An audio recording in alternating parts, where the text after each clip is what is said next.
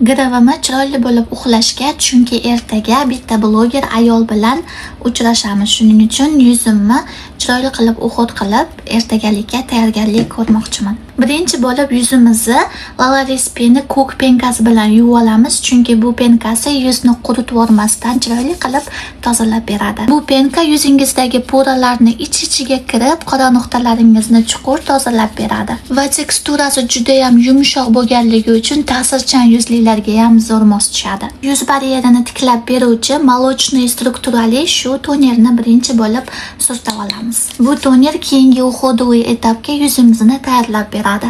Tonerdan keyin ampulasini surtib olamiz. Bu nabor menga juda ham yoqdi. Nima uchun? Chunki charchagan yuzlarni baryerini tiklab beradi va 10 yoshdan boshlab bemalol ishlatilsa bo'ladigan nabor.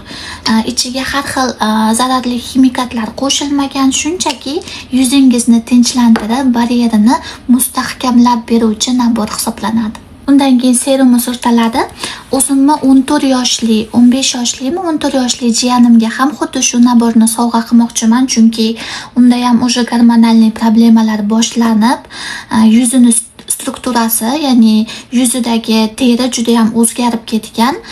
Ba'ziga joylari qoraygan va ba'ziga joylariga hattoki toshmalar ham toshayotgan. Shuning uchun yuz baryeri buzilayotganini ko'rganligim uchun xuddi shu naborni unga ham sovg'a qilmoqchiman. Chunki o'zim yoshligimda vaqtida yuz baryerimni saqlab qololmaganman deb o'ylayman. Har xil ugrilar chiqardi O'zbekistonda yashayotganimda va yuz baryerim dabdala bo'lgan. Chunki har bitta chiqayotgan ugrini davolash o'rniga uni tonalkalar bilan bekitib yurardim va menda juda ham ugridan qolgan izlar ko'payib ketgan va buni juda ham yoqqan tarafi faqatgina yuz baryerini mustahkamlab sog'lomlashtiradi yuzingizni. Shuning uchun hattoki 10 yoshdan boshlab ham bemalol ishlatsanglar bo'ladi. Va oxirida esa shu kremni surtib olamiz, chunki bu krem shu paytgacha serum, ampula va toner surtganimizni yopib qo'yadi, ya'ni yuzimizga yanada singishiga yordam beradi.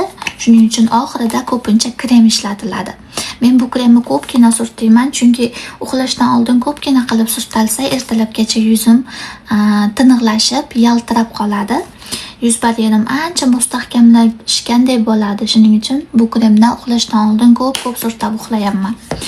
Va agar farzandingizda gormonal problemalar boshlanib, yuziga har xil husnbuzarlar toshayotgan bo'lsa va yuzi baryeri buzilayotgan bo'lsa, ushbu naborni ishlatib ko'rishlarini tavsiya qilaman. Bolangizga yoshligidan boshlab to'g'ri uxut qilishni o'rgatishingizni tavsiya qilgan bo'lardim, chunki aynan o'sha paytdan boshlab bolani o'ziga ishonchi oshayotgan bo'ladi, ya'ni o'ziga ishonchini sinayotgan bo'ladi.